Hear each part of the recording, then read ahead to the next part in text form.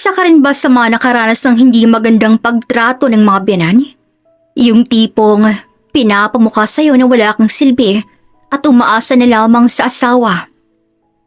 Paano ka babangon? Paano ka makakaalis sa sitwasyon? Sa kwentong ito ni Bella laban sa kanyang biyanan, lahat ng pangmamata at pangmamaliit ay kanyang tiniis hanggang sa umabot sa pananakit para lamang lumaya siya dahil may gusto itong mayamang babae sa kanyang anak. Akala niya, sa pagpasok niya sa pamilyang yun, makakahanap siya ng pagmamahal at pagtanggap.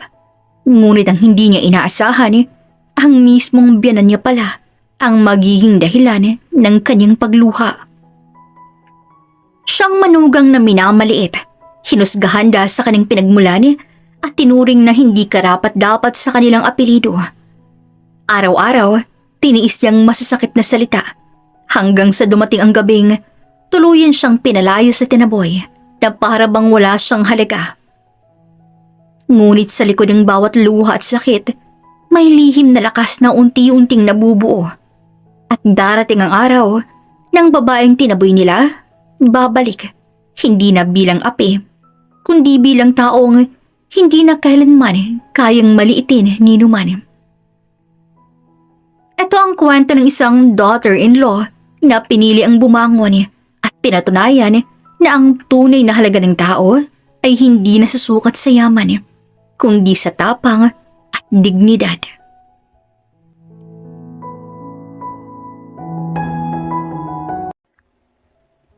Napaawang ang labi ni Bella nang sandaling dumapo sa kanyang malaki at mabigat na palad ang kanyang biyanan na si Marites. Bakit niyo po ako sinampal? Tanong ni Bella habang pinipigilang maluha. Nagtanong ka pa talaga? Hindi ba't sinabi ko, nalinisan mo lang ang kwarto ko? Nalinisan ko naman po, Mama. Nalinisan mo nga. Marami naman akong nawawalang alahas. At alam ko na ikaw lang kukuha nun dahil ignorante ka.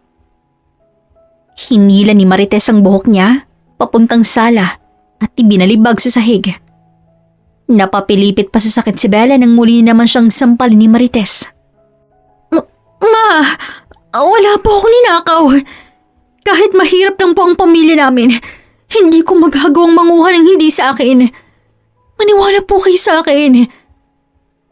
Depensa ni Belle sa kanyang sarili habang unti-unting tumutulo ang luha niya. Nakapamewang lamang siyang tiningnan ni Marites at umasta pang dumudura habang nakaismid. Akala mo madadala mo ako sa kadramahan mo? Ibalik mo ang mga alahas ko. Kung hindi palalayasin kita. Wala nga po akong kinuha, Ma. Please lang po, maniwala po kayo sa akin. Ano ka mo? Maniwala? Ano akala mo sa akin, uto-uto? Kung nadala mo sa paawang anak ko, kanya-kanya pinakasalan, pues, hindi ako katulad ng anak ko na mabilis mauto. Nang akmang hihilahan muli ni Marites ang buhok ni Bella, nang dumating si Jeric at agad inawat ang ina. Ma, anong ginagawa mo kay Bella? Ay, mabuti namat nandito ka na. Tinuturuan ko lamang ng tamang asal yung asawa mo dahil masyadong malikot ang kamay. Anong ibig mong sabihin, Ma? Bakit hindi mo itanong dyan sa magaling mong asawa kung anong kinuha niya sa kwarto ko habang naglilinis? Napaigtad pa si Bella nang bahagyang hawakan siya ni Jeric sa balikat. Ano namang kinuha mo, Bella? Wala akong kinuha, Jeric. Kaya wag mo akong pagbintangan kagaya ng pagbibintang ng nanay mo sa akin. Hindi kita binagbibintangan. Tinatanong kita, Bella. Eh bakit kung tanungin mo ako, ay parang kumpirmado mo na may kinuha talaga ako? Pwede bang sagutin mo na lamang tanong ko? Para matapos ang lintik na kadramahang to. Pagod na nga ako galing trabaho. Ganto bang madadatnan ko rito sa bahay? Umayos ka naman, Bella. Bakit parang kasalanan ko lahat? Kung hindi ako pinagbintangan nitong nanay mo, hindi naman magkakaroon ng kadramahang sinasabi mo eh. Alam mong kahit mahirap lang ang pamilya ko, hindi nila ako pinaking magnanakaw, Jeric. Hindi napigilan pa ni Bella na mapataas ang boses Kaya parehong gulat ang mababakas niya sa mukha ng asawa at biyanan. Tingnan mo nga naman. Ikaw na nga itong binihisan, pinakain at pinatira sa bahay ko. Ikaw pa ang may ganang magalit. Nakakaumay ang asawa mo, Jeric, ha? Palayasin mo na nga yan. Ma, that's enough. Ako na pong kakausap kay Bella. Ako na rin ang kukumbinsi sa kanya na ibalik ang kinuha niya sa kwarto. Pagkadismaya ang naramdaman ni Bella sa mga oras na yun. Imbis kasi ipagtanggol siya ng sariling asawa sa biyanan, ay tila dinidiin pa nito na may kinuha nga siya. Hanga rin ako sa'yo, Jeric, no? Kahit sinabi ko nang wala akong kinuha, talagang pinamukha mo pa sa harap ng nanay mo na uusigin mo ko dahil lamang sa bintang niya sa akin. Hindi mo masisisi si Mama Bella. Hindi yun magkakaganon kung hindi importanteng bagay na wala sa kanya. Kaya kung ikaw man ang kumuha, please lang, ibalik mo na lang. Bibilan lang kita kapag may sahod na ako. Hindi alam ni Bella ang nag-udyok sa kanya para sampalin ng asawa. Kahit anong interrogate mong gawin mo sa akin, wala kang makukuhang sagot, Jeric. Dahil wala naman akong kinuha sa kwarto ng nanay mo. Ay, ano ka ba naman, Bella? Sino bang nag-i-interrogate sa'yo? Nagtatanong lang naman ako. May nagtatanong mga agrabyado, ha? Alam mo, yung nanay mo, masyado niya akong minamaliit. Mabuti pa humanap para ng malilipatan nating dalawa, Jeric. Hindi ko na kayang makisama dyan sa mata pobre mong ina. Alam mo namang hindi sapat ang sweldo ko para makahanap tayo ng bagong apartment. Pasalamat pa nga tayo dahil wala na tayong binabayaran sa bahay na to Tiisin mo na lang, Bella. Ano ka mo? Titiisin ko? Bakit ako? Bakit kailangan kong magtiis? Asawa mo ako, Jeric. Pero bakit parang hindi yun makita ng nanay mo? Bakit parang ang turing niya sa akin ay isang basura? Hinawakan siya sa balikat ni Jeric at niyakap. Ganon talaga si Mama Bella. But believe me, she's kind. Siguro makisama ka na lang o umiwas sa kanya. Hindi ko maipapangakong matitiis kung mga panilait sa akin ng nanay mo, Jeric. Baka masagot ko siya. Naiintindihan mo naman siguro ako, di ba? Hindi man sang-ayon si Jeric sa gustong mangyari ni Bella, ay tumango na lamang to. Samantala, matapos ang pag-uusap ni Jeric at Bella, muling nagpatuloy ang mga araw na parang impyerno para kay Bella, ang tumira sa bahay kasama ang kanyang biyanan. Ano ba naman tong pagkakaluto mo ng sinigang, Bella? Bakit ang tabang at hindi masarap? Simpleng pagluto na nga lang ang gagawin mo, hindi mo pa magawa ng tama. Ireklamo ni Marites kay Bella na kasalukuyang nakayuko. Okay naman po ang lasa niyan, Ma.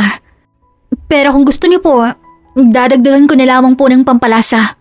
Wag na! Ang hirap talaga kapag probinsyana. Simpleng pagluto lang, wala pang alam. Baka naman ngayon ka pa lamang nakatikim ng sinigang, kaya wala kang alam pagdating sa lasa niyan. Sa bagay, galing ka nga pala sa mahirap na pamilya. Nakatikim naman po ako niyan, Ma. Naging cook po ako sa isang malit na restaurant sa probinsya namin. Kaya may alam naman po ako sa iba't ibang putahe. Sadyang hindi lang puswak sa panlasa niyo po ang luto ko. Napatayo naman si Marites sa kinauupuan niya at humarap kay Bella. Kinuha nito ang mangkok na may lamang sinigang at saka binuho sa ulo ni Bella. Ang ayaw ko sa lahat ay yung sinasagot-sagot ako. Hindi tayo magkauri, Bella. Kaya matuto kang ilugar ang sarili mo. Sa pamamahay na to, ako ang may karapatan kahit asawa ka pa ng anak ko. Salamat ka pa nga at tinanggap kita dito mismo sa pamamahay ko. Kung hindi lamang dahil kay Jeric, matagal na kitang kinalagyan palabas ang bahay ko. Napapikit naman si Bella dahil sa init ng sabaw na binuhos sa kanya. Napakuyong pa ang kamao niya at unti-unti niyang tinangala ang ulo. Nagsalubong ang mga mata nila ng binan niyang nag-aalab sa galit. Ngunit ngumisi lamang si Bella. Ngumingisi ka? Nakakatawa bang sinabi ko, ha, Bella? Medyo. Ang childish niyo po kasi, Ma. Isipin niyo, nagawa niyong sayangan ng pagkaing hininda ko. Tingin niyo ba matutuwa ako? Ay, nasaktan ka ba? Kasalanan ko bang hindi ka marunong magluto? At natuto ka nang sagutin ako? Handa ka na bang mapalayas sa pamamahay ko? Kapag nalaman ni Jeric na hindi mo na ako ginagalang, sigurado akong sasaktan ka noon. Hindi yun magagawa sa akin ni Jeric. At isa pa, may permiso ko galing sa kanya. Kaya kahit magsumbong ka pa sa kanya, alam kong hindi ka papanigan ni Jeric dahil ako ang asawa niya. Huh, baka nakakalimutan mong ako ang ina ni Jeric. Napahawak pa sa sentido si Marites. Naaanimoy, aatakiin ng hybrid ng mga sandaling yun. Habang nananatili lamang si Belang masama ang tingin sa kaning biyanan. Nalkampante siya, napapanigan siya ng asawa niya. Alam niyang mahal siya ni Jeric, kaya hindi nito hahayaang masaktan siya. Ngunit nang sumapit ang hapon, nabulabog ang tulog ni Bella nang may biglang humablot sa braso niya. Pasuray-suray pang napatayo si Bella at nagpaakay sa kung sinong taong humablot sa kanya. Jeric, saan mo ko dadalhin? Takang tanong ni Bella nang makilala niya ang nanghablot sa braso niya. Ipaliwanag mo nga to, Bella. Why did you do that to my mother, ha? Galit na tanong ni Jeric sabay turo sa pisngi ng binane na pulang-pula na. Nagguguluhan namang tumingin sa paligid si Bella, kasabay noon ang pag-iwas ng tingin ng mga kasambahay. Hindi ko alam. Natutulog lang ako, Jeric. Sinungaling!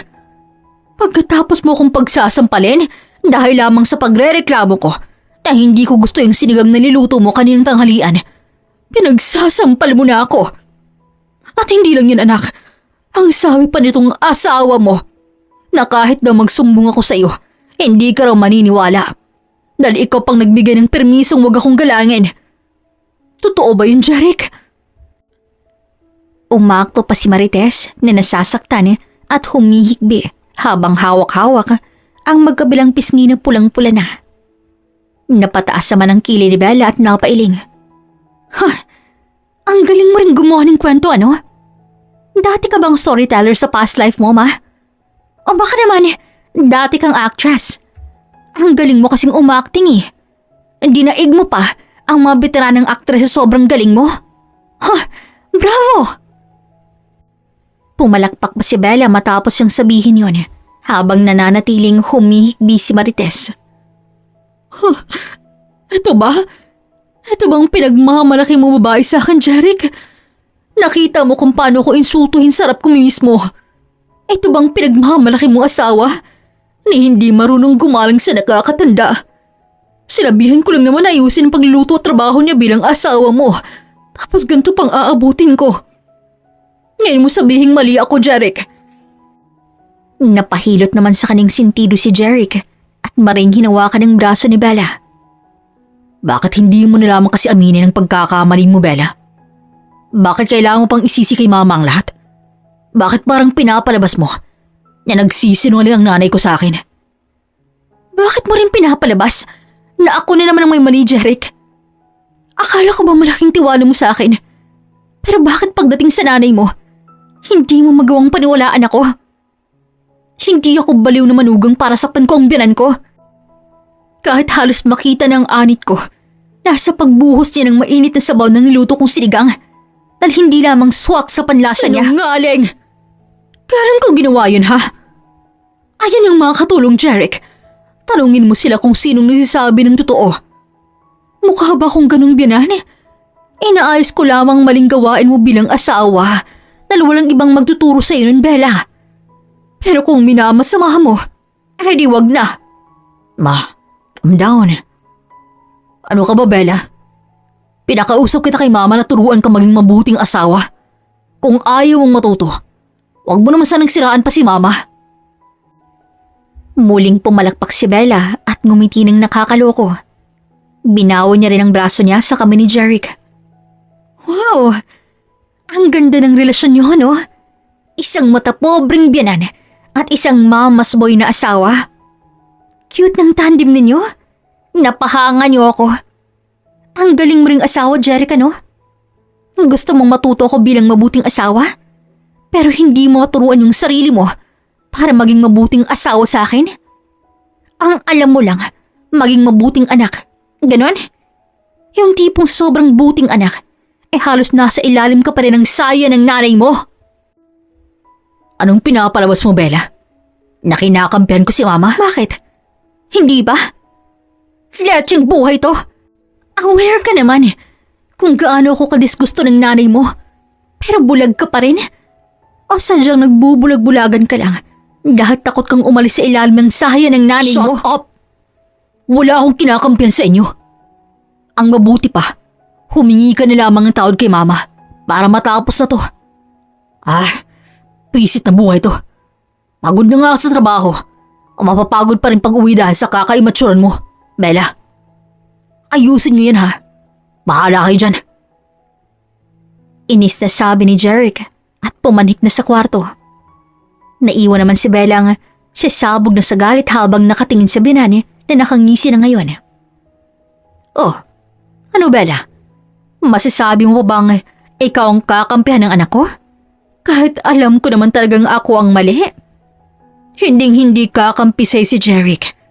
Hindi sa kagaya mong walang pinag-aralan at walang may pagmamalaki. Kahihiyan ka lamang sa pamilya namin. Talaga? At patuloy ko kayong ipapahiya kung kahihiyan lang naman pala ang tingin niyo sa akin, Ma.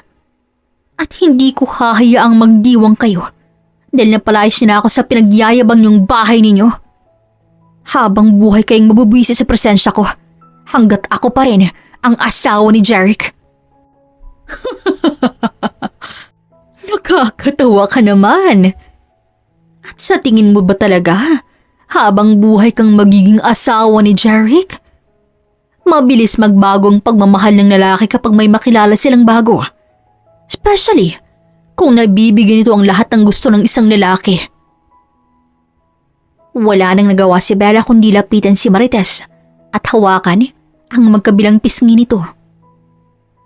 Kahit nasa ilalim pa rin ng sayo niyo si Jeric, nakakasiguro naman ako na ako lang ang babaeng mahal niya. Wala nang iba. Katulad ng sinabi ko, huwag kang makakampante, Bella. Dahil mas kilala ko ang anak ko kumpara sa pagkakakilala mo sa kanya. Nakangising sagot ni Marites sa kanya. Pabalibag na binitaw ni Bella ang mukha ni Marites at iniwan to. Inagtungo siya sa likod ng mansyon kung saan naroon ang paborito niyang pahingahan, ang garden ng mansyon.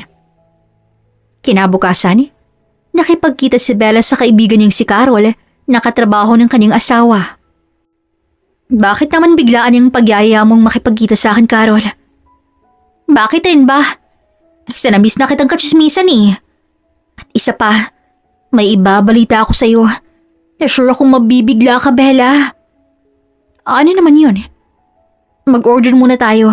Dahil mahaba-haba ang pag-uusapan natin. Namiss kaya kita. Wala nang nagawa si Bella, kundi sang-ayunan na lamang ang kaibigan. Hindi kasi ito magsisimula magkwento kapag walang busalang bibig ng pagkain. Actually, mas okay ngang niyaya mo ako eh. At least, nakalanghap ako ng sariwang hangin. Ay, taray! Sariwang hangin na pala ang tawag mo sa polusyon dito sa Manila. Iba rin ang taste mong bakla ka, ha? Anyari ba? Hindi pa rin ba kayo nag-goods ng bruha mong biyanan? Hindi na kami magiging okay pa. Dinaig niya pa si Lucifer sa sobrang sama ng ugali niya. Anyari? Ginalit mo siguro. Yun nga ang problema, Carol eh. Wala naman akong ginagawang ikakagalit niya. Pero palagi nilang mainit ang ulo niya sa akin. Palaging akong nakikita. Ay ang dami-dami niyang kasambahay na pwedeng pagalitan sa tuwing naiinis siya. Kulang na lang gawin niya akong punching bag. Nagawa pa akong i-frame up kahapon. Lakas ng saltik.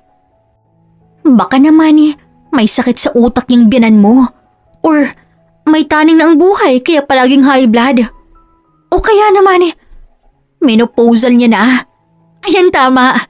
Baka kaya palaging mainit ang ulo niya. Ang mabuti pa magsumbong ka sa asawa mo. Isa rin yung si Jeric na yan.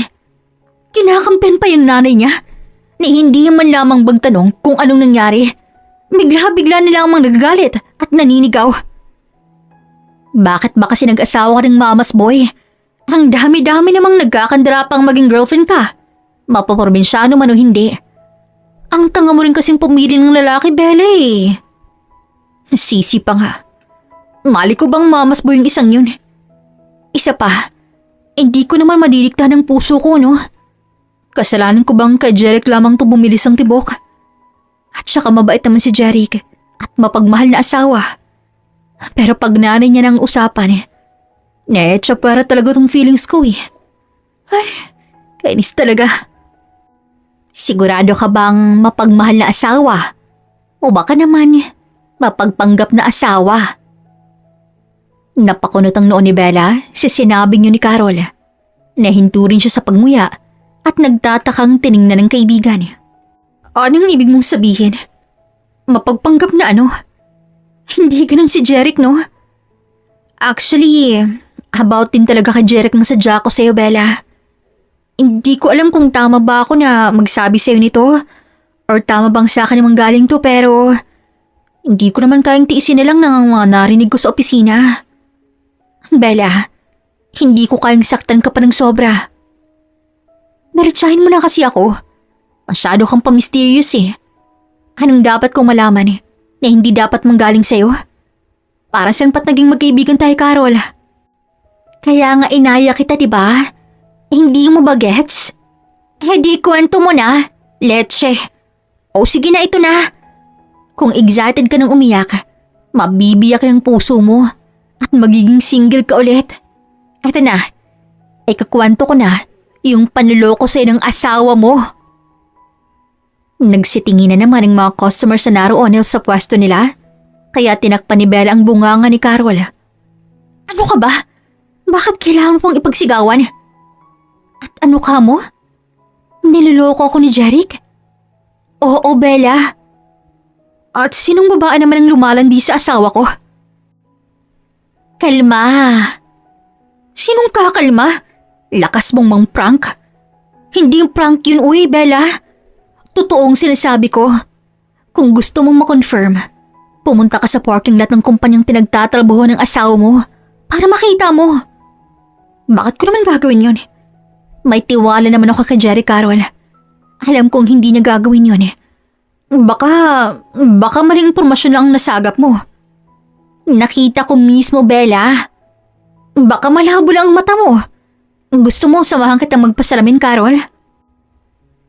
Pinitik ni Carol ang noon niya na siyang kinadaing niya. Napairap pa si Bella sa kaibigan niya. Oh, bakit ka namimitik? Ang sakit nun na. Ang sadista mong kaibigan. Paano? Tatanga-tanga ka. Sinabi ng seryoso ako eh. Nagawa mo pang magbiro. Fine. Seryoso na rin ako ngayon. Sinong babae ang kabit ni Jeric? Ang boss namin, si Ma'am Rodora. Oh wait, Rodora? Yung anak ng business partner nilang Jeric sa kumpanya? Tumpak ganern.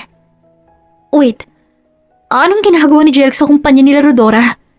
Hindi ba't may sariling kumpanyang asawa ko? Bah, malay ko. Basta ang alam ko, katrabaho namin si Jeric. Marami nga rin nagtataka kung anong ginagawa niya ron eh. Kung ganun, saan ang working place mo? Samahan mo kung humanting mama ni Loko, Carol. Yan ang gusto ko. Tara na. Nang makarating sila sa nasabing parking lot, hindi na matigil ang kabog sa puso ni Bella. Umaasa pa rin siya na hindi siya magagawang lokohin ng asawa. Ngunit mas lalong bumilis ang pintig ng puso niya nang sandaling makita niya ang asawa na nakayapo sa bewang ng isang babaeng mistisa. Rodora? Nanginginig ni sambit ni Bella sa pangalan ng babaeng kasama ni Jeric. Mas nanginig pa ang kalamnan niya nang makita niya kung paano matawa si Jeric nang halikan to ni Rodora sa labi. Ngayon ba, naniniwala ka na? Tanong sa kanya ni Carol habang hawak-hawak ang cellphone. Oo, pero anong ginagawa mo? Eto ba? Ebidensya. Kung sakali mang kumprontahin mo yung magaling mong asawa. Hindi na kailangan, Carol. Dalhin pa lang. Gusto ko na ng kasagutan mula sa kanya. Napaawang ang labi ni Carol Nang sandaling maglakad si Bella, papunta sa gawa ni Jeric at Rodora na kasalukuyang naglalandian. Samantalang gulat naman ang reaksyon ni Jeric nang makita niya si Bella. Hindi niya mabasa ang reaksyon sa mukha ni Bella. Hindi ito seryoso, pero hindi rin to galit. Walang reaksyon ng mukha nito na siyang kinatindig ng balahibo niya. Bella? Anong ginagawa mo dito? Sinundo si Carol. Dahil may importante sana kaming lakad ngayong araw. Kaso, mas importante itong nasaksihan ko eh. Amazing. Nakangiting sagot ni Bella habang naglalakad palapit sa gawin ni Rodora. Hinawakan niyang pulsuhan ni Rodora at inalayo yun kay Jeric. Ano sa tingin mong ginagawa mo, Bella? Tinatanggalan ko lang ng higa ng katawan ni Jeric. Masyado kasing madikit eh. What do you think, Jeric? Mali bang ginawa ko? Hindi ba dapat ako lang ang humahalik sa labi mo? At lilingkis sa katawan mo? Dahil ako lang naman ang asawa mo eh. Wala nang iba. Tama? Tanong ni Bella sa asawa at mahigpit tong niyakap. Narinig niya pang pagdaing ni Jeric, ngunit wala siyang pakialam kung masaktan to. Hindi ako makahinga, Bella. Bitaw mo muna ako. Bakit, Jeric? Ayaw mo na ba sa yakap ko? Hindi na ba ako masarap yakapin? Sa bagay, masyado na akong sexy ngayon. Kaya hindi na ako masarap yakapin. Mas masarap na yata tong anak ng business partner niyo eh. Dahil mala-foam ang lambot at masyadong malaki. Huh, sinasabi mo bang mataba ako ha, Bella? Oops, ikaw may sabi niyan, hindi ako Rodora.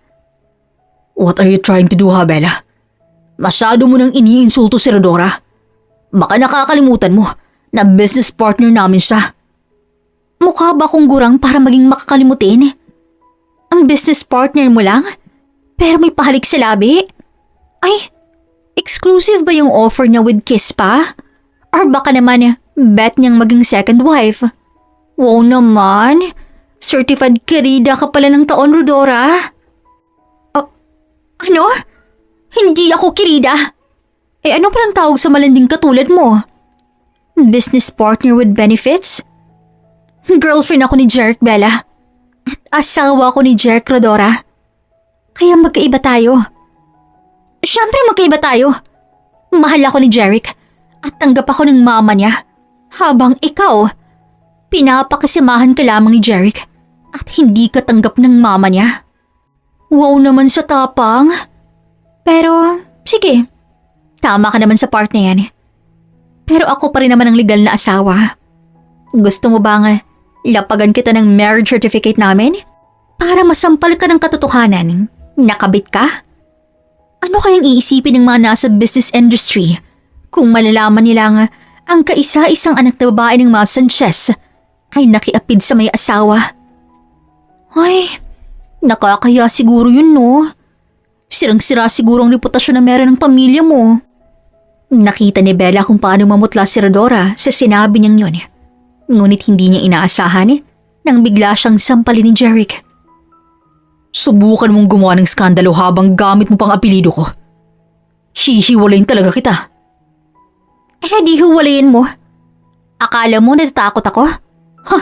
Nek-nek mo. Ang lakas din talaga ng loob mo, no? Anong pinagmamalaki mo? Wala kang backup plan, Bella. Kapag nakipaghiwalay ako sa'yo, sigurado ako na sa lansangan ka pupulutin. Kaya umayos ka. Ay, nakakatakot naman yung banta mo. Tingnan mo, tumaas ang mga balahibo ko. Hinila naman siya nito, papasok ng kotse. Sa bahay tayo mag-usap. Huwag kang magskandalo sa harap ng kumpanya nila Rodora. Nakaka-touch naman yung pagiging protective mo sa kabit mo, Jeric. Napahanga mo talaga ako. Pero sa loob-loob niya, gusto niya nang sumabog. Hindi dahil sa galit, kundi dahil sa sakit ng nararamdaman niya. Durog na durog ang puso niya yung sandaling yun at hindi niya alam ang gagawin. Dahil tama si Jeric. Kapag nakipaghiwalay ito sa kanya, ay wala na siyang ibang mapupuntahan pa. Hindi siya nakapagtapos ng pag-aaral at wala rin siyang ibang matatakbuhan kundi ang kaibigan niyang si Carol. Nang makarating sila sa bahay, agad siyang kinaladkad ni Jeric papasok sa loob ng bahay. Naroon na si Rodora at Marites, kaya napangisi si Bella. Mukhang makakahinga na ako ng maluwag simula sa araw na to. Siyempre naman, mawawalan ba naman ng anghel ang bahay niyo? Shut up, Bella. Simula ngayong araw na to, bawal ka nang lumabas ng bahay kung ayaw mong ako mismo ang magpalaya sa'yo. At ano sa tingin mo ang gagawin ko? Ikukulong mo ko sa impyernong bahay na to? Huwag mong ubusin ang pasensya ko, Bella. Bakit mo ginagawa sa akin to, Jeric? Kung si Rodora ang mahal mo, hiwalayin mo na ako ngayon pa lang, Jeric. I agree. Ayokong makasama yung poor na yan sa iisang bahay, Jeric. Parehas pala tayo, Rodora, iha. Gusto ko rin na mapalayas ang babaeng yan. Ayokong may kasamang ignorante sa bahay. Ano bang kasalanan ko sa inyo? Para tatuhin niyo ako ng ganito. May nagawa ba akong mali? Para itrato niyo ako na parang isang basura? Anong mali sa'yo? Yung pagiging mahirap mo. Yung pagiging brainless mo. Ni simpleng gawaing bahay, tatanga-tanga ka. Ni hindi mo magampanan ang pagiging asawa mo kay Jeric. Paano ko magagampanan kung nangyayang kayo sa mga desisyon ko sa buhay? Hindi ko naman kayo totoong nanay eh. Pero kung makaasta kayo, dinaig niyo pa yung nanay ko kung makadikta ng mga dapat kong gawin at hindi dapat. Alam kong biyanan ko kayo, pero hindi ibig sabihin nun ay papakilaman niyo ng mga gusto ko. Bawat galaw ko may nasasabi kayo. At isa pa, hindi ko kasalanang maging mahirap. Hindi rin maling maging mahirap. Dahil kahit galing ako sa mahirap na pamilya, at least marunong akong makisama. At marunong akong makontento sa kung anong meron ako. Hindi kagaya nitong anak ninyo na mukhang kinulang pa yata sa pagmamahal na binibigay ko. Kaya sa ibang babae hinanap. So kami pang may kasalanan ngayon, Bella? Iyan ba ang gusto mong iparating? Ang kapal din naman ng apog mo, no? Wala kang utang na loob. Baka nakakalimutan mo. Pera ng anak kong bumubuhay sa'yo. Pera nga ng anak ninyo. Pero kayong umaastang nagpapakain sa akin rito. Ni ultimo piso hindi niyo pinatawad, no? Sa tuwing bibigyan ako ni Jack ng pera, agad yung kinukuha sa akin. Ay, napakagahama ninyo. Mata pobre. Manahimik ka na, Bella. Mas mabuti pa ang maghiwalay na tayong dalawa. Nakakarindi ng bunganga mo eh. Ang dami mong sinasabi. Ganun na lang ba kadali sa'yo itapon ng lahat ng pinagsamahan nating dalawa, Jeric? Ang dahil lang dyan sa lintik na babaeng yan, handa mong talikuran ng asawa mo? Hindi lamang basta babae si Dora, Bella. She can provide everything I need na hindi mo kailanman maibibigay. Pasensya na ha. Sa sobrang dami mong luho, ang hirap talagang i-afford eh. Isama mo pa tong nanay mong mukhang pera, mata pobre at gahaman. Pasensya na talaga. Kung alam ko na gantong kahahantungan sa huli, sana pala hindi na kita pinayagang pakasalan ako. Sana pala nakinig na lang ako sa mga magulang ko. Nang makatulad yung mayaman, mahilig manghamak ng katulad naming mahihirap. Ibang klase ka, Jeric. Para mapasay mo yung nanay mo, kinailangan mong saktan at iwan ako sa panahong kailangan kita. Ay, ang drama mo. Hindi na kita papatulan pa. Nalalayas ka naman na. Pero bago ka umalis, heto, ang annulment paper. Pirmahan mo na. Yung mga gamit mo rin pinaimpake ko na. Kaya wala ka nang poproblemahin pa. Tumawa ng napakalakas si Bella. Niya siyang kinagulat ng lahat ng naroon. So talagang planado niyo to, no? Wow! Congrats! Nagtagumpay kayo. Salamat ng marami. Sarkastikong sabi ni Bella. Agad niya ring pinirma ng annulment at kinuha ang maleta niya na hawak ng isa sa mga katulong. Alis na! Huwag na huwag ka nang babalik sa pamamahay ko. Isa kang malas! Walang ibang nagawa si Bella kundi umalis na puno ng sakit at galit ang puso. Nang makalabas siya, sa napakalaking gate. Doon niya mas lalong iniyak ang lahat. At sa huling pagkakataon, muli niyang tiningnan ang kabuuan ng mansyon muli sa labas ng gate. Sinusumpa ko. Hindi ako titigil hanggat hindi ako makakahiganti sa inyo. Makalipas lamang ang isang linggo, napag-alaman na lamang ni Bella na muling ikinasal ang ex-husband niyang si Jeric at ang kabay nitong si Rodora. Nakaramdam siya ng kirot sa puso. Mukhang iiyak ka na naman dyan, Bella ha. Puna ni Carol. Pasensya na.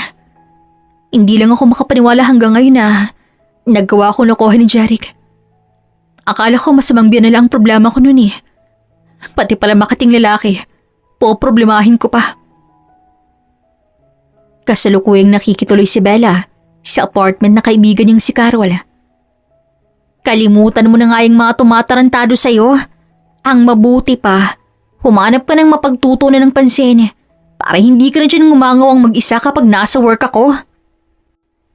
Pinapalayas mo na ba ako, Carol? Tuleg, gusto ko lang matuon ng pansin mo sa ibang bagay para naman malibang ka't makalimot. Makakaya ko pa kayong makausad, Carol. Magagawa mo yon kung tutulungan mo yung sarili mo, Bella. Hindi naman lahat ng problema tumatagal sa atin Depende na lang yun kung gusto mong asawahin yung problema mo. Sige lang.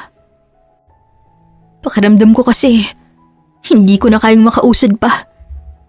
Alam mo naman kung gaano ko kamahal si Jeric at hindi ko alam sa kung paanong paraan magsisimula ulit. Ang hirap maging mahirap, Carol.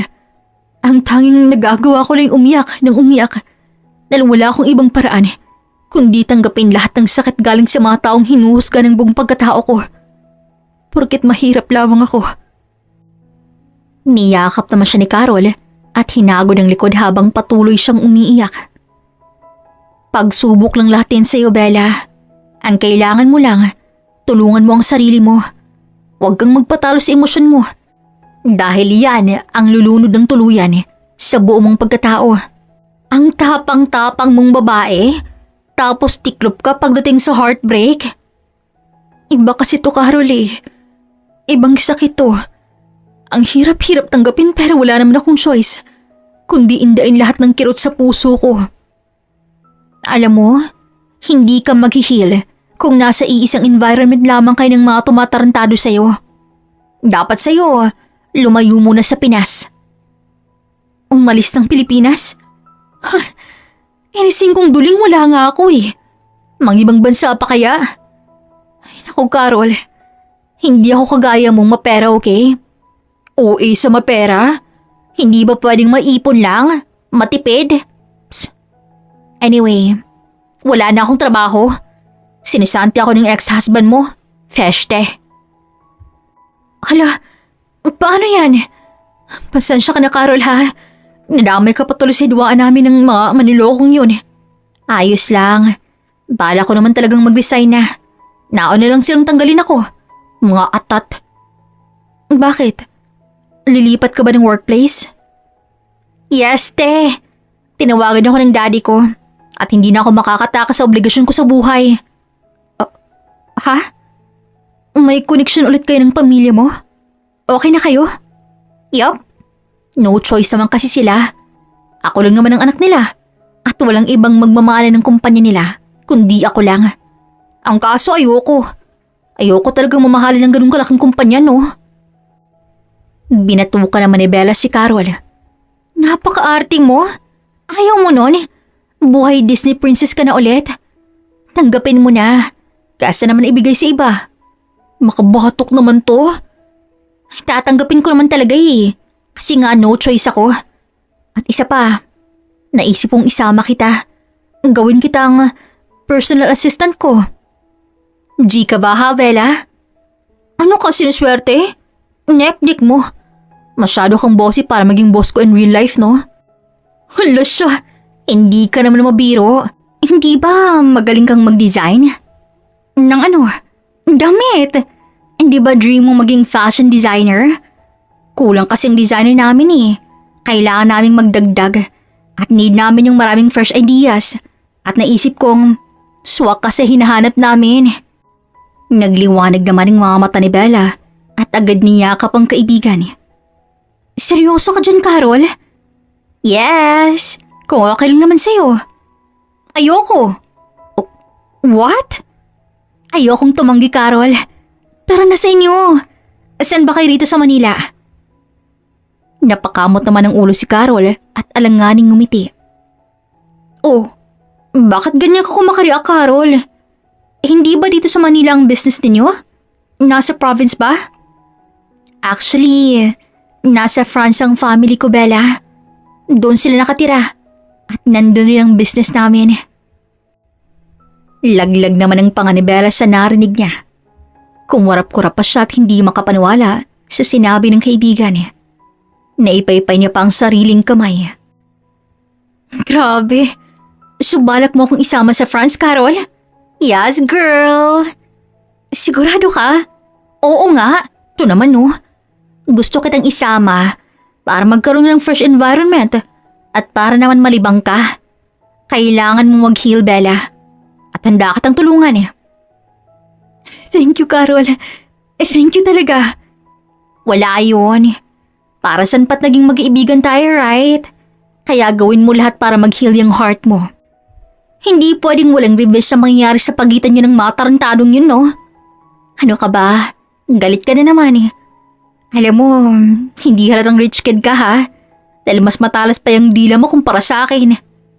Para saan pat nagkaroon ako ng bibig kung hindi ko gagamitin pang subalpal sa mga taong may makitid na utak, di ba? Kamay talaga yung pang subalpal, Carol. Hindi ang bibig mo. Hindi ako sadista kaya more on words lang ako. Mas masakit pa kumpara sa pisikalan, no? Ang pisikal na pananakit, nahihilom. Pero ang emotional, hindi. Tatatak at tatatakin sa utak mo at puso nila hanggang sa maging trauma. Napangiwi ni lamang si Bella at naiiling dahil sa kung ano-ano na lamang nalalaman ng kaibigan niya. Katulad ng sinabi ng kaibigan ni Bella, isinama nga siya nito papuntang Paris. Malaking advantage para kay Bella ang pagkakaroon ng passport na gagamitin sa nilang dalawa ni Jeric sa nalalapit nilang wedding anniversary. Salamat naman at napakinabangan ko to. Akala ko talaga mabubulok lang to sa bag ko. Baka naman mag-relapse ka na naman dyan, Bella, ha? Wag na. Malapit na tayong lumapag. Syunga ka talaga. Hindi, no? Excited na nga akong mamit yung fam mo. Okay lang ba sa kanilang may kasama ka, Carol? Yup. Na-inform ko naman na sila. Sinend ko rin yung sample design mo. At approve yun sa cousin ko. No worries. Thank you talaga, Carol, ha? Ako pa ba? Mabilis lang nakarating ng Paris at hindi mapangalanan ang galak sa kanyang puso nang sandaling makapasok siya sa bahay nila, Carol. Grabe! Ang laki ng bahay niyo, Carol! Wag ka nga. Magiging bahay mo rin to dahil dito ka natitira. Halika na at ipapakilala na kita sa family ko. Sumang-ayon naman si Bella sa kaibigan. Naging mainit ang pagtanggap kay Bella ng pamilya ni Carol. Tuwang-tuwa ito nang malamang si Bella ang kaisa-isang kaibigan ni Carol na tumulong rito nang siya'y nasa Pilipinas pa. Ngunit naagaw ng atensyon ni Bella ang lalaking kakarating pa lamang, matangkad, mistiso, chinito at sobrang tangos ng ilong. Matipuno rin ang katawan nito na siyang kinanganga ni Bella. Laway mo, te, sahurin mo. Pang-aasar na bulong sa kanya ni Carol, agad namang napaiwas ang tingin si Bella. Hey, late na ba ako? Nakangiting bati ni Credo sa mga magulang ni Carol. Nang magtagpo ang tingin lang dalawa ni Bella, agad niya itong tinaasan ng kilay at umiwas ng tingin. May problema ba sa mukha ko, Carol? Bulong na tanong ni Bella sa kaibigan. Wala naman. Hey, cuz, bakit hindi ko nagsundo sa amin sa airport? Ang daya naman. I'm busy. How's life going, Carol? Heto, maganda pa rin naman. Ito nga pala yung sinasabi kong magiging part ng team mo. Si Bella, friend ko. Bella, siya si Credo. Pinsan ko. Head designer siya ng company namin at makakatrabaho mo siya. Tumango naman si Bella at alanganing ngumiti kay Credo. Hello po. Nice to meet you, Sir Credo. Sira, Credo lang itawag mo dyan, no? Para kang others. What? Tama naman ang tawag niyo sa akin, Magiging boss niya ako, Carol. Napangiwi si Bella sa inasal ng binata. Bakla ba siya? Hala, same tayo ng impression sa kanya. Tingin ko nga rin gay tong cousin ko Nagpatuloy ang pag-uusap nila ng pamilya ni Carol habang nasa sala. Habang si Bella naman ay sobrang tense ng nararamdaman dahil sa presensya ni Credo. Kaya naman kinabukasan kinakabahan siyang pumasok sa kumpanya nila Carol dahil sa presensya ni Credo. Hindi naman nanlalapay ang pinsan mo, Carol, di ba? Tanong ni Bella kay Carol habang nasa loob sila ng elevator. Ano ka ba? Relax ka lang, okay? Mabait naman yon. At sigurado ako, once na makita niyang design mo, magiging close kayo noon. Obsessed kaya yun sa mga new ideas about sa design. Kaya gora lang beshi ko. Mas okay ng kabado ka today. Kesa naman mag-relapse ka na naman. Ayun ka na naman Lakas mo mong asar. Tara na nga. Naging maayos naman ang unang araw ni Bella kahit paminsan-minsan ay nagkakamali siya. Mababait ang mga katrabaho niya at willing tong turuan siya na siyang pinagpapasalamat niya. Mabilis lamang lumipas ang mga araw at hindi na malayo ni Bella na mag-iisang buwan na pala siya sa Paris. Bella, where's your output? On my way, sir. Make it faster. What a turtle employee. Lintik talagang baklang to. Napaka-demanding. Bulong ni Bella habang nagmamadaling lumapit kay Credo. Okay naman ang mga araw ni Bella sa kumpanya kung hindi lamang dahil kay Credo. Kahit kasi anong iwas niya ay hindi pa rin matatakasan ang arogante niyang boss. Mukhang pagod na pagod ka, friend, ha? Pinahirapan ka na naman ba ni Credo? Kamag-anak ba niya si Lucifer, ha? O baka naman anak rin siya ng dati kong biyanan? Lintik. Palagi nilang mainit ang ulo pagdating sa akin Palaging naka-iskaw. Grabe ka naman sa kamag-anak ni Lucifer, Bella. Baka nakakalimutan mong pinsan kong buo yun Baka naman kasi nilalandi mo ang mga ka-team niyang guy. Buhon na ka ba? Wala na nga akong oras para mag-take ng snacks Dahil sa sunod-sunod yung utos. Makipaglandian pa kaya? Sadyang tarantado lang talaga yun. Sarap tirisin ng pinong-pino. Nagpatuloy muli ang mga araw at masasabi ni Bella na hindi na katulad ng dati ang pakiramdam niya. Bihira niya nang maisip si Jeric pero naroon pa rin ang sakit sa tuwing naiisip niya to. Masaya rin siya ngayong araw dahil walang Credong nang bubwisit sa kanya. At ang akala niya nakaligtas na siya, ngunit nang malapit siyang matapos mag-ayos ng gamit at handa nang umuwi, ay siya namang pagdating ni Credo. Putik! Maghapon ko na nga itong iniiwasan. Ngayon pa natsyempohan. Ay! Bella, would you mind if you join me? Po? Saan po tayo pupunta, Sir Credo? I'm hungry. Gusto niyong samahan ko po kayo papuntang resto? Bago rin po ba kayo dito, sir? Wala ho kasi akong alam tungkol sa resto dito Kung ako po ang tatanungin ninyo. Napairap naman sa kanya si Credo at hinawi pa nito ang buhok niya. May sinabi ba akong ikaw maghahanap ng resto? Kailangan ko lamang ng kasamang kumain dahil absent ang sekretarya ko. Hindi ako sanay kumain mag-isa sige po. Gutom na rin ako. Nang makarating sila sa resto, muling napuko ang paghanga ni Bella sa sobrang ganda ng malit na restaurant na pinuntahan nila. Wow! Ang relaxing ng ambience dito, sir. Madalas po ba kayo rito? No. My secretary love this place. Sobrang close niyo po pala ng sekretary niyo, ano? It's none of your business. Mag-order ka na. Use this card. Wow! Rich kid talaga. Naka-block card.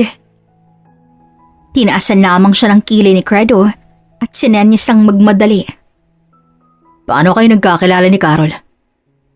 Pagbukas ng topic ni Credo habang kumakain sila. Magkatrabaho po kami sa isang malit na resto. She can cook? Yun nga po ang nakakatawa eh. Hindi ho siya marunong magluto at hindi rin po siya maayos maglinis at maghugas ng pinggan. Kaya ang ginawa ko ho, di sinalo ko po lahat ng gawain niya at tinuruan po siya ng tamang paglilinis, paghugas at lalo na po sa mga pinggan at maging pagluto ng simpleng putahe. Good for her. Wala siyang boyfriend na naiwan sa Pinas? Wala po. Masyadong workaholic po yung pinsan ninyo eh.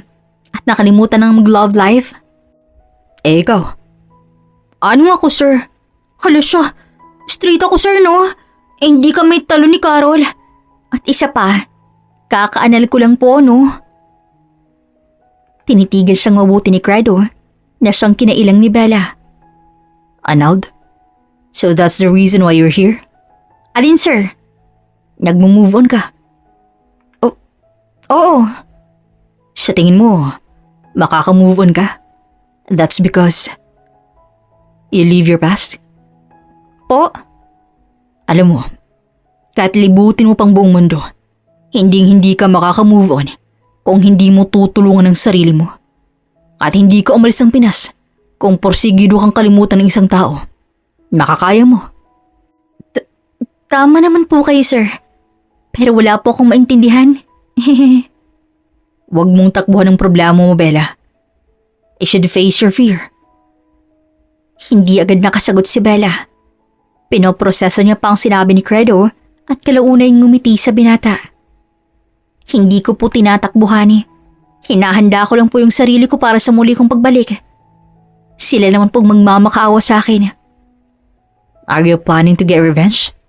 Yes sir. At hindi ako makakapayag na maging masay sila habang buhay. Eh ikaw sir, yung mga lines mo sobrang bigat ha?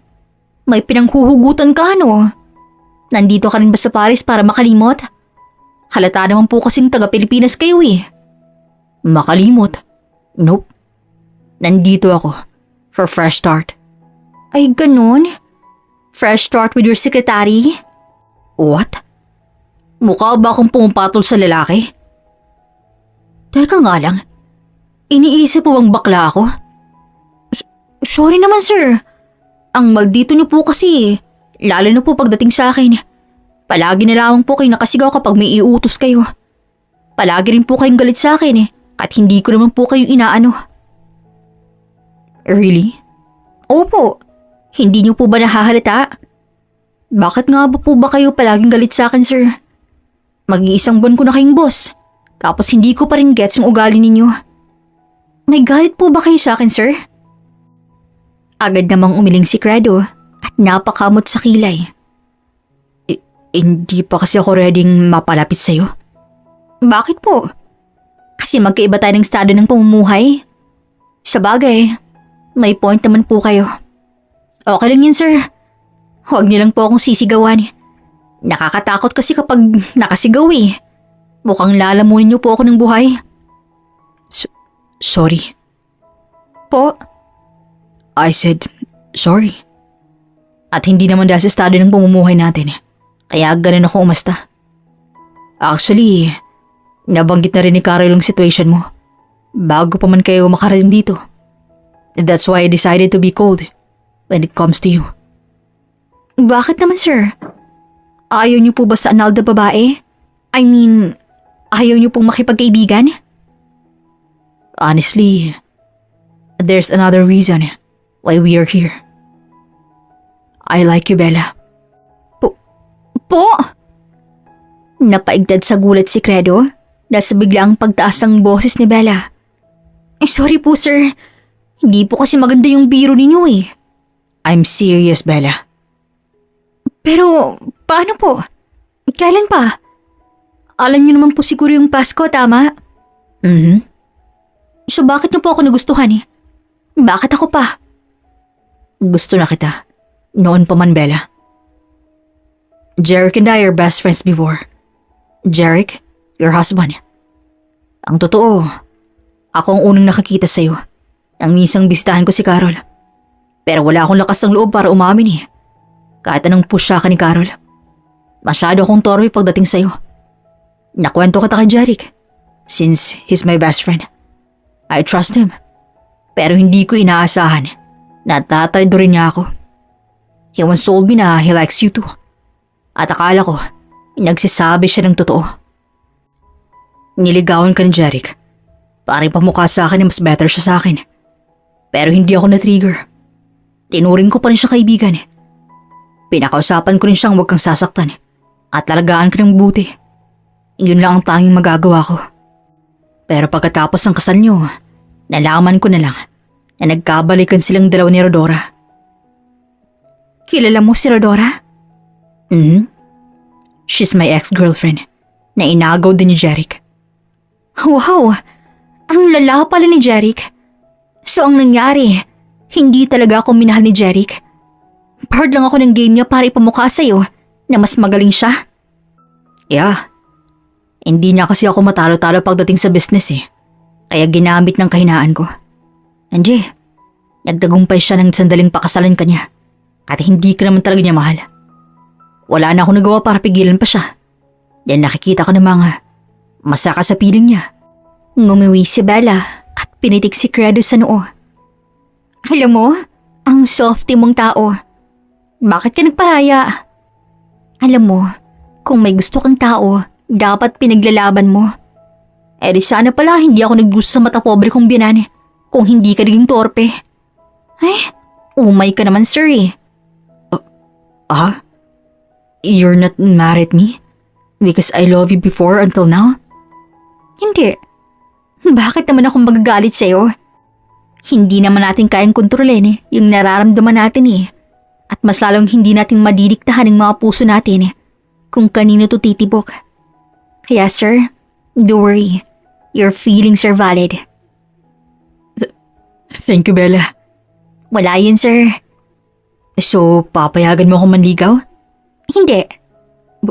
Bakit? Ayaw mo ba sa akin? Hindi naman sa ayaw sir. Hindi pa po kasi ako fully healed eh. At ayokong makasakit. Pero kung porsigido kayo, pwede naman po akong hintayin. At huwag kayong mag-alala. Hindi ako magtatanim ng galit kahit sobrang sama ng tato niya sa akin.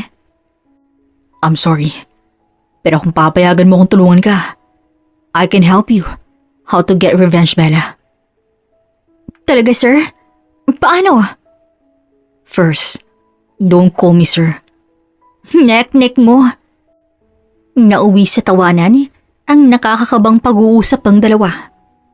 Samantala, muli na namang lumipas ang mga araw, linggo at buwan at mas naging malapit pa si Bella at Credo sa isa't isa. Naging sikat rin ang mga design ni Bella sa tuwing sisapit ang Fashion Week. Hanggang sa makalipas ang 5 taon, naluluhang pinagwasta ni Bella ang office niya habang nasa likod niya naman si Credo habang nakayakap. Congrats sa napakaganda kong girlfriend. Top 1 na naman ang kumpanya mo sa clothing industry. How to be you, love? Hindi ko alam. Nakakatameme naman kasi ang buhay ko ngayon. At sobrang thankful ko sa inyong dalawa ni Carol dahil tinulungan niyo ako. Thank you, Credo. You're always welcome, love. 2 taon nang magkasintahan si Credo at Bella habang 3 taon nang nangmamayagpag ang kumpanya ni Bella.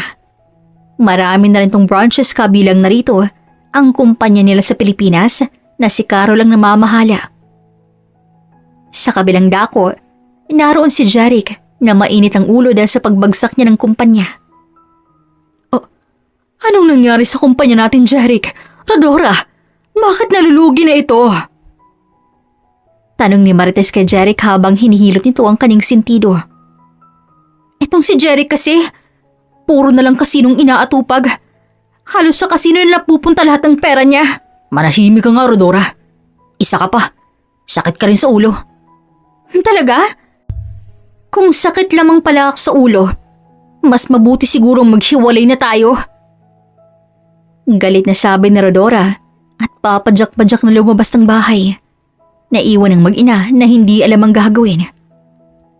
Paano na tayo, Jeric? Alam mo namang may sakit ako at kailangan ko ng pambili ng gamot ng maintenance ko. Hindi ko alam, ma. Bakit ba kasi nalung ka sa sugal? Bakit hinayaan mong malugi ang kumpanya natin, Jeric? Ano bang nangyayari sa'yo? Nahihibang ka na ba? Hibang agad, ma? Hindi ba pwedeng naglilibang lang ako? na sobrang nakaka-stress ng kumpanya natin. Ang baba ng sales. Tinalo pa tayo ng bagong kumpanya ngayon. Yun na nga eh. Mababa pala ang sales pero wala ka man lamang nagawa para ayusin to. Saan na lamang tayo pupulutin ito? Ang kumpanyang yan, ang tanging alaala ng papang mong naiwan, Jeric. Wala na nga tayong magagawa, ma. Hindi ko na kaya pang isalbang kumpanya. Isa-isa nang umalis ang mga stockholders natin at lumilipat sa bagong kumpanyang nasa Ayala. Sinong may-ari ng kumpanyang yan?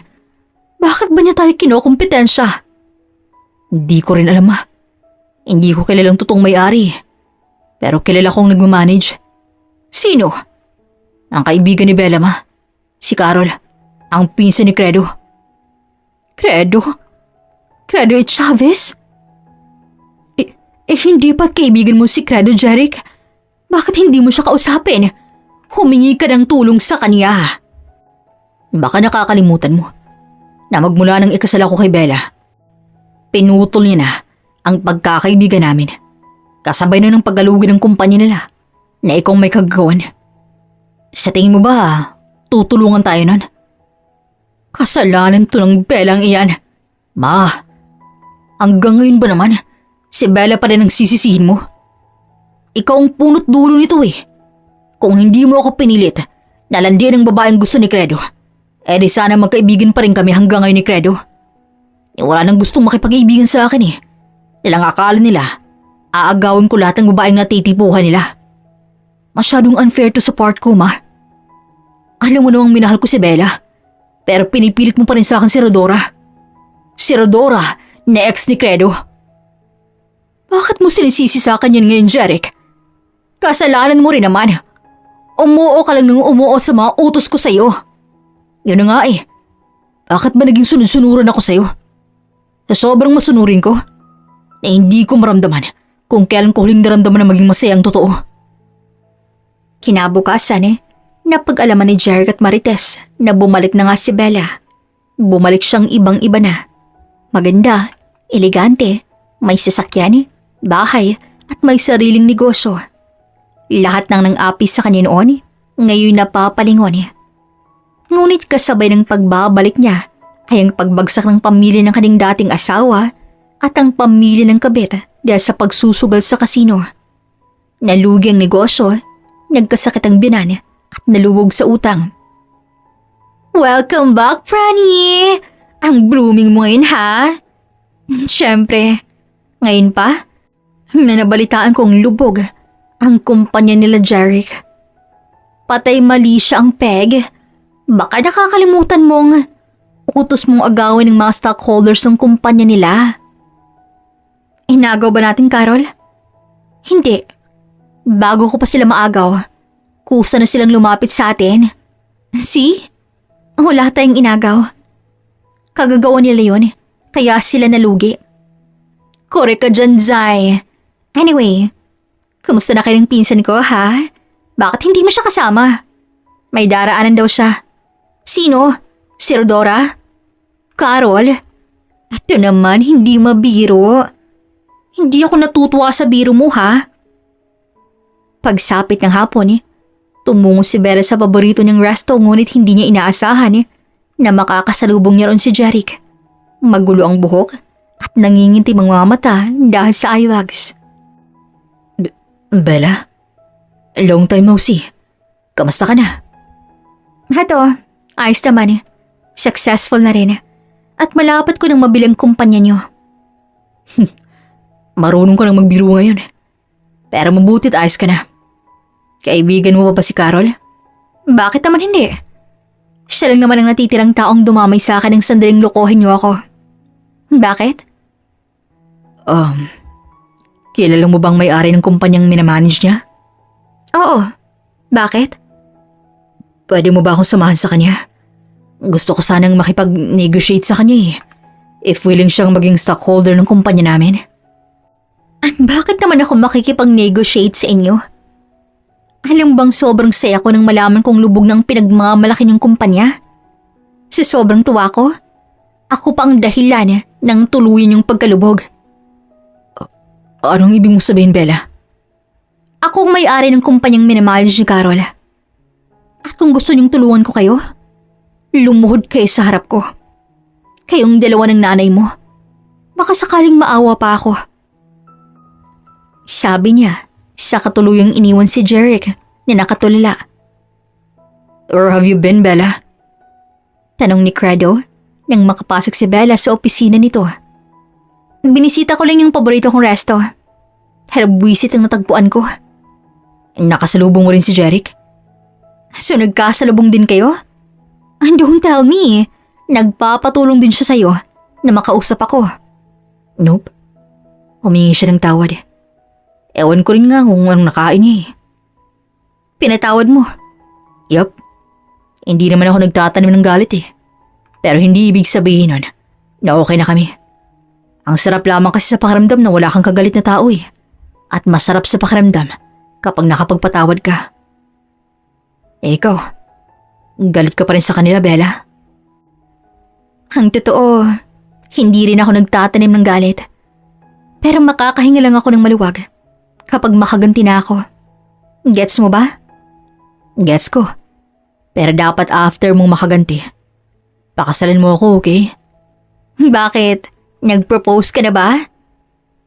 Ngunit namilog ang kaning mga mata nang may ilabas sa singsing si Credo mula sa bulsa niya at lumuhod sa kanyang harapan. Proper propose na ba to? Kung oo, will you be my wife, Bella? Ano ka ba? Bakit ka nagugulat? Credo naman eh. Bakit? Ayaw mo ba akong maging asawa, Bella? Tinatanong pa ba yan? Malamang gusto. Ayan, isuot mo na yan sa daliri ko. Diyos mio, grabe ka naman mag-effort. Natawa sila pareho sa inasta ni Bella, ngunit hindi rin nagdagali nang sandaling pumasok si Carol kasama sila Jeric at Marites. Anong ginagawa niyan dito? Nagpupumilig kasing pumasok eh. Gusto ka raw makausap? Hindi pa man nakakapagsalita si Bella nang biglang lumuhod si Jeric. Kasunod nun, si Marites na umiiyak habang nanginginig. Anak, tulungan mo kami. Lumapit si Bella sa gawin nila at inalalayang makatayo. Pinaupo niya to sa sofa at inalok ng tubig. Kaya ang akala ng binan niya ay mapapatawad na siya ni Bella. I can help you. But what? May ipapagawa ka ba sa amin, Bella? Gagawin ko ang lahat. Matulungan mo lamang kami. Gusto mo kaming saktan? Physical man o emosyonal? Go. As long as hindi kami mabulok sa kulungan. Really? Gagawin niyo ang lahat? Tumango ang dalawa. Malakas samang tumawa si Bella, ngunit hindi na umabot hanggang mata niya. Kasabay nun, ang pagtingin niya ng malamig sa dalawa at inilapag ang folder. Ano to, Bella? Open and read it. Namilog ang mga mata ni Jeric nang sandaling mabasa niyang nakapaloob sa folder. Mga papeles, pirma, resibo. Unti-unting nanlaki ang mata ng dating asawa at biyanan. Dahil ang lahat ng utang nila, ang lahat ng kumpanyang bumagsak, ang lahat ng nawalang oportunidad, si Bellang nasa likod. Ang akala niya ay nagbibiro lamang si Bella nang sabihin niyang siya ang may kagawa ng lahat. Paano mo nagawa sa amin to, Bella? Simple lang. Hindi ako basta yumaman. Pinag-aralan ko kung paano isa-isang pabagsakan ng mga taong sumira sa akin. At kabilang na kayo ron. Tuluyan na ngang bumagsak ang balikat ni Marites at Jeric at unti-unting tumulo ang luha ng mga to. Okay naman na ako. Napatawad ko na rin kayo. Pero mas satisfied ako kapag nawala sa inyo lahat ng pinagmamalaki niyo sa akin. Nang panahong walang-wala rin ako. Gusto ko sanang maging patas eh. Pero kasalanan niyo to. Naiintindihan ko, Bella. Patawad. Pakiusap, tulungan mo kami. Ayokong makulong, Bella. Maawa ka. Tumayo si Bella at lumapit sa dalawa at inabot ang perang nagkakahalagang 10 million. Handa akong tumulong, pero may kapalit. Ibinigay niya ang kontrata at doon tuluyang gumuho ang mundo ng binane Dahil ang kapalit ng tulong, lahat ng natitira sa kanila, bahay, lupa, ay mapupunta kay Bella. Napag-alaman din ni Jeric na foreclosed na pala ang bahay at lupa at si Bella ng bagong may-ari. Kaya pala iniwan din si Jeric at Marites ni Rodora dahil naubos din ang ari-arian ng mga to. Magmula noon, hindi na muling nagpakita si Jeric at Marites kay Bella. Naramdaman din ni Bella ang totoong kaginhawaan matapos siyang makaganti. Ngunit, ang mga pag-aaring nabili niya sa pamilya ni Jeric ay muli niyang ibinenta at dinonate ang pera sa mga bahay ampunan at may mga cancer. Makalipas lamang 3 buwan, nagpa siyang magpakasal si Bella at Credo. I announce you, husband and wife. Kasabay ng anunsyo ng pare ay ang pagtulo ng luha ni Bella at Credo. Naglapat din ang kanilang mga labi at sa pagkakataong yun, ramdam ni Bella ang sinserong pagmamahal ni Credo. At dito na nga po nagtatapos ang kwentong ito. Muli, eto po si Regine, nag-iiwan ng isang aral na minsan ang inaapi, hindi lang bumabangon. Natututo rin siyang gumanti sa tahimik na paraan. Maraming salamat po sa inyong pakikinig. Hanggang sa susunod na kwento, dito lamang sa Kuya Agustin Stories. Paalam! Kung nakarating po kayo hanggang dulo sa ating video, ibig sabihin, handa na po kayo sa mga susunod pa nating uploads. Subscribe for more videos. Maraming salamat po sa inyong pakikinig. This is Regine Hiren, Kuya Agustin Stories. Daghang salamat and amping!